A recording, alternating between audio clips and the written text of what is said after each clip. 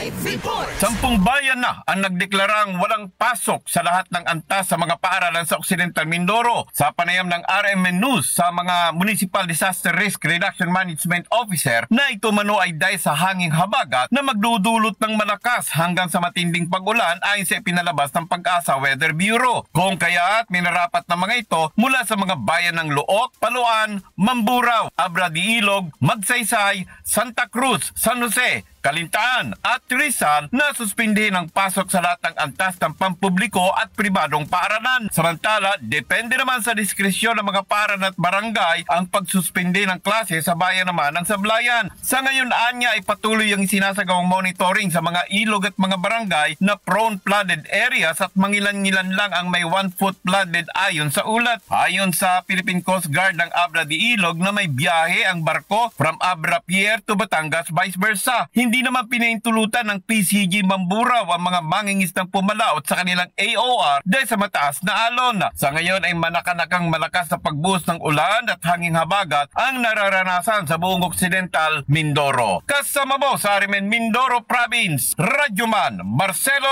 Raro, Tatak Arimen. RMN Network News! Balikan natin yung Bicol dyan sa region.